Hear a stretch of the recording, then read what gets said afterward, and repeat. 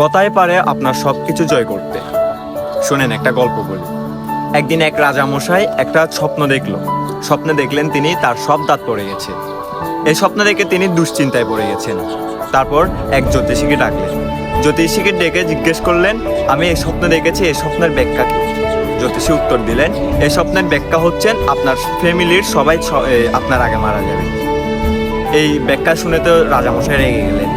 রেগে গিয়ে সেই জ্যোতিষীকে মৃত্যুদণ্ডে দণ্ডিত করলেন এবং আবার আরেকজন জ্যোতিষীকে ডেকে জিজ্ঞেস করলেন, আমি এই স্বপ্ন দেখেছি, এই স্বপ্নের ব্যাখ্যা কি? সেই জ্যোতিষী একটু চালাকি করে বললেন, হে রাজামশাই, আপনি আপনার পরিবারের সবার পরে মারা যাবেন। আপনার হায়াত আপনার পরিবারের সবার চাইতে বেশি। এই কথা শুনে রাজামশাই খুশি হয়ে গেলেন। খুশি হয়ে সেই জ্যোতিষীকে পুরস্কৃত করলেন। এখানে গল্প কিন্তু দুইটাই সেম।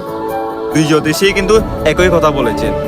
দুই কথার মানে হচ্ছে রাজামশাই সবার পরে মারা যাবে, রাজামশাইয়ের আগে তার পরিবারের মানুষ মারা যাবে।